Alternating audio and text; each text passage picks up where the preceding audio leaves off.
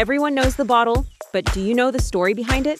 Welcome to Behind the Bottle by Celia Maestri, where the real stories of the tequila world are finally poured out. From bold beginnings to industry secrets, it's time for a deeper sip into the lives behind the spirits. Pour a glass, take a seat. The story's just getting good.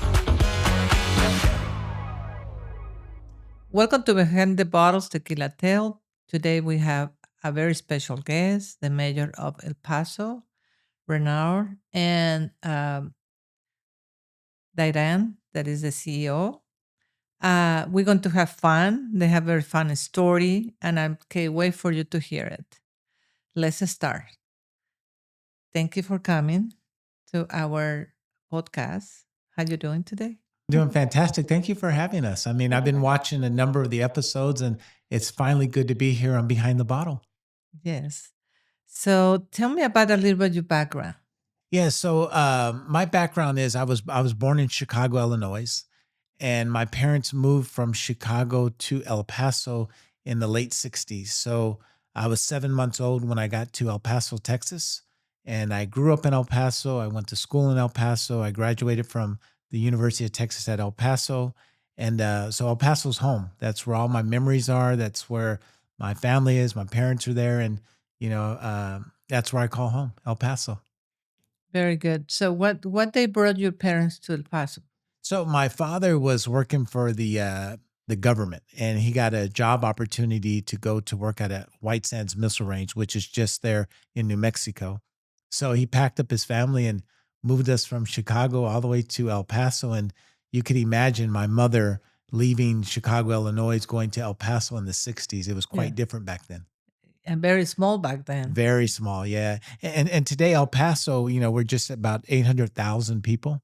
And the region with Juarez, Mexico, and Las Cruces, New Mexico, makes up about 2.7 million people. So it's a very vibrant region. It's a big area now. Very different than the way it used to be when Oh, I came yes. 35, 37 years ago. Yes, absolutely. Yeah, well, we are Texans. Yes, exactly. And you mentioned it, El Paso. Most people don't know, but we're the sixth largest city in the United States. We're number 22 we're sixth largest in Texas, 22nd largest in the United States. So we're relatively large city. Yeah, Texas for sure has been growing and growing lately, Yes. as well as Florida and other states. Yes. Very good. Dairen, could you tell us a little about your background? Yes, I am a border kid. I was born in El Paso, but lived in Juarez and did the whole back and forth, going back to school in the mornings, crossing the bridge. Moved to El Paso in seventh grade and have been there since. And I love my city. I love both. I go to Juarez to get my pets vaccinated, and I come back home. And I just love how vibrant the city is. I'm really proud of. Um, how did that idea came to have a tequila? Oh, yeah. So growing up along the border, and I didn't really like tequila. So yeah, I didn't like it. I didn't like the smell of tequila. I didn't like anything about tequila. And I was in San Antonio with a friend of mine, and he says, "Hey, let's go to have a drink of tequila." And I didn't want to go because I didn't like tequila. And then he says, "Well, you're not drinking the right tequila." And I says, "Well, tequila is tequila." And he says, "No, it's not." So we were in San Antonio, and he took me to a tequila bar, and he got me some tequila with some orange slices and cinnamon. And I said, "Wow, this is really good." And then I found myself in circles of people that were drinking tequila, and I really didn't understand, what the notes were, what they were smelling, how they were drinking it, why they were drinking it neat. Some people had orange slices, some did not. And I said, I want to figure this out. So along that journey, I said, I wonder if I could start a tequila company. I said, there's Michael Jordan, there's Kevin Hart. Why not Renard Johnson? Of course, why not? So I walked down the hall I was at work one day, and I walked down the hall and I said, Dairen, we're going to start a tequila company. So I didn't know what to do, had no idea, never been in the business, never been in the industry. And we started from scratch. And that kind of inspired me, was not knowing enough about tequila and then starting to fall in love with it and wondering, could I start a company? Yeah, the company is really was not a tequila company. Was originally was a IT company. Well, that company's still there. This is a separate, and it started with Renard and I, and a lot of Googling and a lot of figuring stuff out. And there was an AI that I could ask back then. So it was a lot of research, going to the liquor stores, uh, figuring out distilleries, figuring out who was making bottles, figuring out all of that as it came. There was a lot of surprises, the legal stuff, everything that comes with the industry was very interesting. But we learned from zero, so there was no guidance at the beginning. So it was that's why we're really proud of what we made. So after you find us, what leads you to come to to be as many distilleries as do private label? What is something that between you both of you you talk about it and you say let's go with the Casa Maestri? Well, we wanted the best. So, and we did a lot of research. And the other thing we found out is that you guys were, part of Texas. So once we found that out, and we're here in Texas, that was really special for us to partner with a distillery that had Texas roots. So that was important to both Dairen and myself. And when we found you guys, we knew it was the perfect fit to work with Casa Maestri on our product. And it's been an absolute joy to work with your distillery, building this brand, and it's become something quite special. But it took this team and the folks that you have at your distillery to make this happen. Yeah, how the process went with my understanding your project manager was Beatriz. How was? She's amazing. I think like I said, everything started Googling. So I didn't know anything. So I would ask a lot of questions, and no one blocked me. Everyone answered me. I was very glad because I didn't know from the legal to the label to the back and forth. She was amazing and never felt like any of my questions were stupid or like any of my questions were redundant. Um, and took the time to explain step by step what we were doing and we had to do, and we couldn't have done it without her. Yeah. Yeah. I mean, she really held our hands through the process. And that was something that made it a lot better for us to go through this journey because it's frightening. We didn't know what we were doing to getting a bottle. What is a CRT? I had no idea what a CRT was. What it means CRT. Yeah. And now I know, a little bit about the CRT. I know about the process. We know about the legal work, everything that it takes to take a dream and make it a reality. But I can tell you that she held our hand and she made this really special. I'm glad to hear that. So why El Perro Grande and why a dog? Why a dog? We get asked that quite a bit. And so El Paso is, we're always represented as the underdog. We're the city that some people, give a bad image to. They give a bad rap to because we are along the U.S.-Mexico border. And when you say El Paso, sometimes people are like, oh, El Paso. But El Paso is much more special than that. And we wanted something that represented our region. And the bottle has a number of markings on it. It has a U.S.-Mexico flag, and underneath it says Bienvenidos. On the back, it has a Texas. Perfect. Yeah. On the back, it has Texas and El Chuco, which is a short nickname for El Paso. It has a star on the head, but we wanted something that was small and mighty. And the dog has a journey. It started in Tequila, Jalisco, made his way through the Chihuahuan Desert, found himself in El Paso underneath our star on the Franklin Mountains, and he called that home. So he's been through a little bit. When you really look at the bottle, one of the ears is cut off. One of his ears is sliced. He's angry. He's upset. And he's been through a lot. So it shows you that with grit that you could become something. So he's a big dog in our city. He's El Perro Grande, and that's what represents, he's small but mighty. Well, it has a lot of meaning. I didn't realize that it has a cut of the ear and all that nice representation. Yeah. I'm sure the audience will have to have one because it's a beautiful bottle and a beautiful meaning and a beautiful tequila. Oh, thank you. Thank you. Yeah, they pick their own profile. They work with the team until they find the right profile for them. Yeah.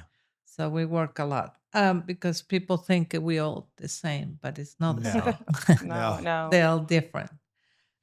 So talking about the tequila by itself, what is the difference in your mind between other tequilas? So, I'm going to let Dairen get into it, but we wanted to make sure we had something special because when people were going to look at the bottle, they were probably going to think that the juice inside was not good. So we wanted to make sure that we had high quality tequila inside these bottles, and each one of these bottles is an award-winning tequila, and we it has done so much more than we could have ever anticipated.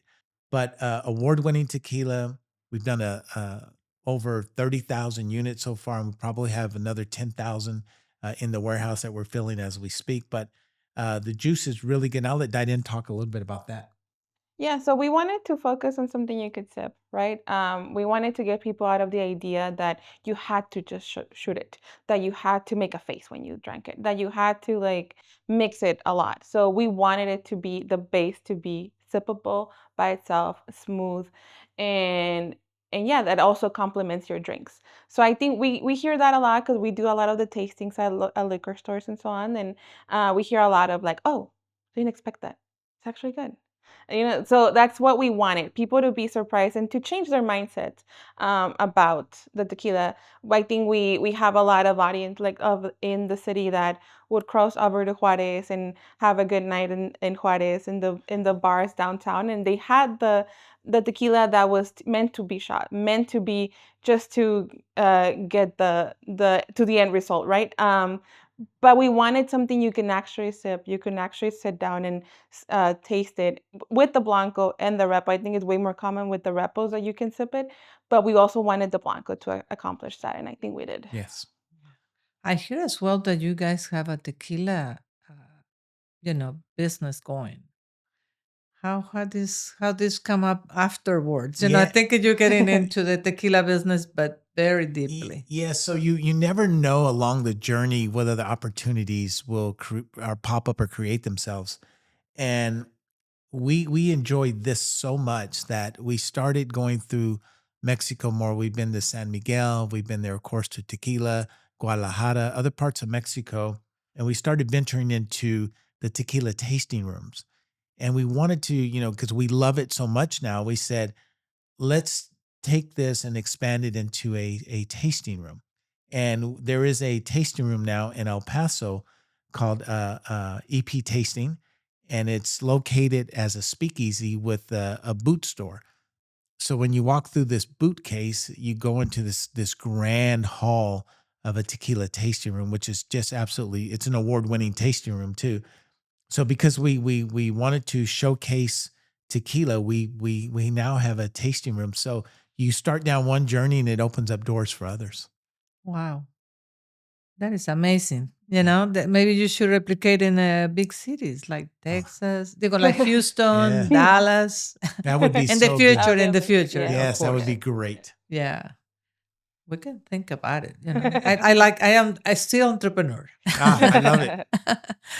Anyway, so going back to this great journey with the Perro Grande, you say originally was not this name, correct? No, so anytime you Without entering into details, but the original was a different name. yeah, the original name was different, and we started off with a different name, and we quickly were involved in a little bit of legal because of the name. And I thought we were right, and the other person thought they were right, and finally I said, let's just change the name and move forward. But I can tell you, looking back now, this name fits. More is the It's story that perfect. you just Yeah, told me. it's Yeah. perfect. It's so the name fits this dog. It fits this bottle, and anyone that has a small Chihuahua or a rat dog Rat terrier. the rat Like we terrier, have. Like we have. like your rat terrier that you guys have. I mean, they're small but mighty. They think they're bigger than what they really are. They are. They are tremendous. It's a challenge with those dogs. Yeah, so this is perfect for this guy, and his name fits him, and he's we get a lot of compliments on the bottle. It's an award-winning. It's very well made. Yeah, thank you. Well, Yeah. compliments to Casa Maestri too, because they help guide us through this. Yeah. Well, tell me, in these days, how well, I know that it's well received in the market so far, wherever you are, but the challenges that you are encounter. A little bit of everything, right? There's a lot out there, right? You have to stand out, and you would think that a dog bottle would stand out, but there's a lot, and there's a lot of really good tequilas out there. So challenges with this, like the representation in like liquor stores and those things are hard because at we've been in market. It's gonna be 4 years this year, and we're a small team. So I think the small team has way more challenges than a big company, and we those are the kind we face in the world, right? The world happens too, and people sometimes don't drink the tequila, and you have to get by with it and so on. But I think we are working on doing the presence, and I think proving that it's not only a dog bottle, but it's an actually good liquid, that it tastes good, is what's helping us. But it's obviously in a long road. Yeah, well, that doesn't mean sometimes the small teams work better than big Yeah. teams. But you were mentioned to me last night that we have a dinner, Yes. and that you had to do all that. The wholesalers are not helping you. I think that we Yeah, are on the same boat, but I yeah, want you to the people. I want the behind the bottle name. Is Tequila Tales. Is about all the struggles, not just yeah. the nice, Yeah. finest product that Yeah. you can put in the shelf. The struggles to get to market are very strong. Yes, from everything, right? If you don't have a good team that's representing you in the store, pushing it in a way, there's just so much we can do. I guess that's a hard part because you put so much effort into certain things, but if you don't have a support team on the other side, it's hard. It's hard, and especially if you're not with a big other company to support you, that's where it gets tricky because there's less uh, funds in our pockets to incentivize other things. So that's what gets hard. But yeah, that I think that's one of the biggest struggle because you do everything on your side, right? You do the marketing, you make this bottle, and even us that we did it from zero, right? And then you get there, and then you don't have the support to like because we're still learning. Yeah. We don't come from the industry. We don't have a background. We're fortunate enough to find people that were and explain a lot of things to us, but there's still a lot of things we don't know. So I think that is the fact that I do a lot of tastings at the actual stores, um, because that's what you have to do. People have to taste it, and that's the hard. I think people need to understand that that's what you do. You need to have people taste it in order to convince them that you have a good product. But lately, the minis are you took it all the way to the capital. Yes, yes. So a lot of our state legislation was gifted these bottles from the chamber in El Paso. It's been in places that I would have never thought this little guy would have ventured to. I mean, I've seen him on certain TV shows, where he happens to be in the back, or someone has it. Musicians have had him in their green rooms. So his journey has been really really good, but it's been hard. Like Dairen was mentioning, no one's going to take care of your brand like you are. Yes. It just doesn't happen that way.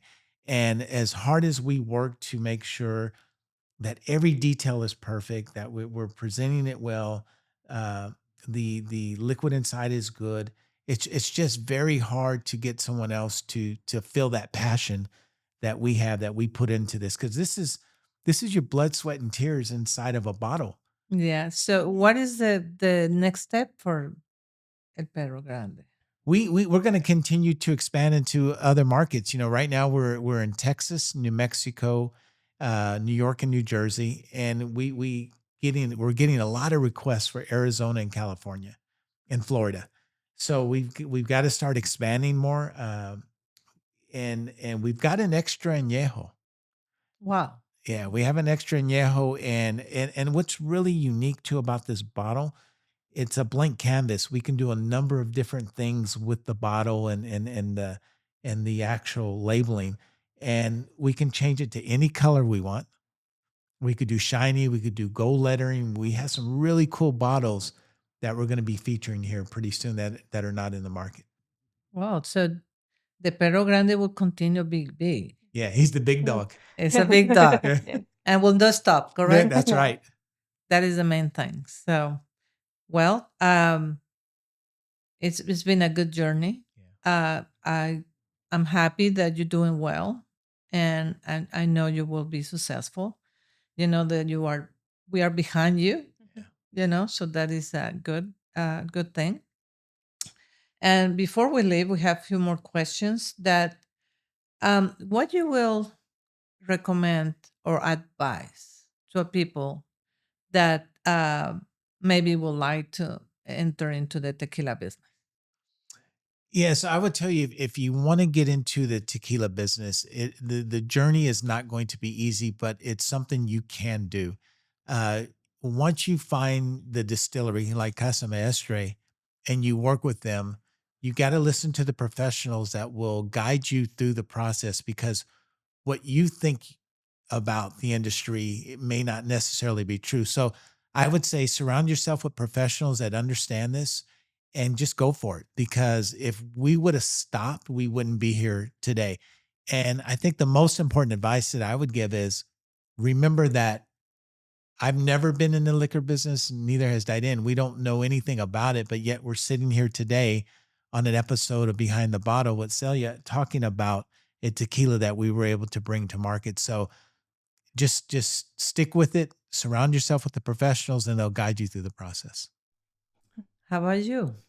Um, Everything Renard said, but I think the team you built, and I think I ask a lot of questions. I don't assume anything. I don't assume I know.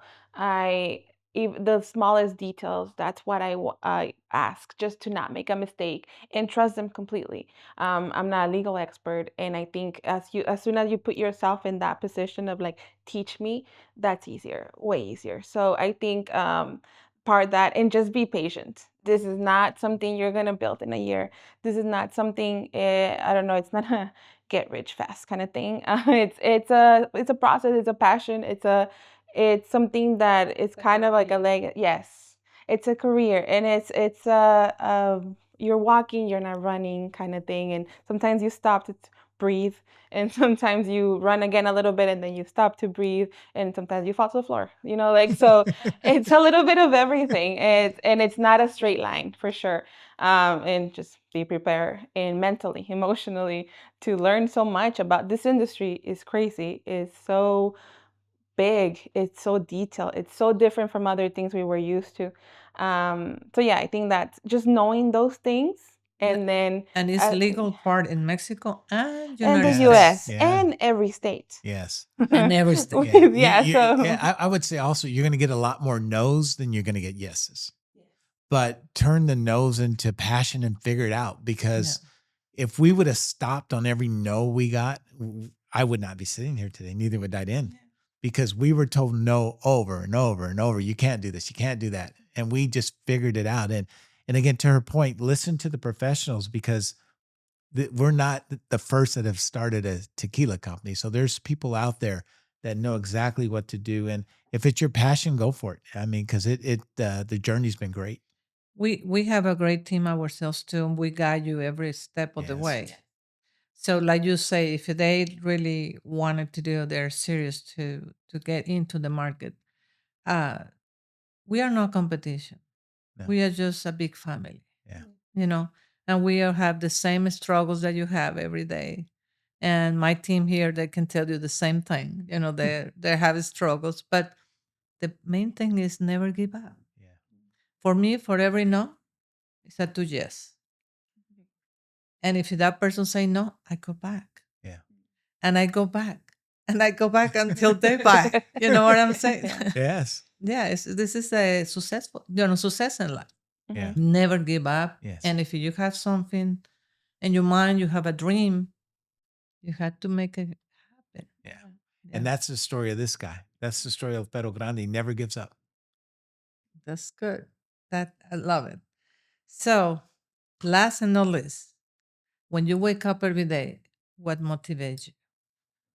Oh, so when I wake up, I mean, that's going to be super easy for me. A number of things, but my daughters. I've got two young daughters, and I've got a 12-year-old and a 16-year-old, both girls, and that motivates me. That makes me want to. It gives me more drive than anything.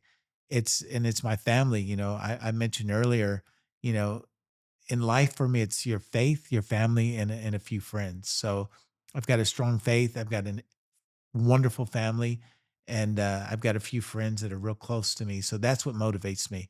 Um, and I wake up to that every day, and I sit in my room before I get up and go, and just take a few moments for myself. I don't turn the lights on. I just sit there for a minute.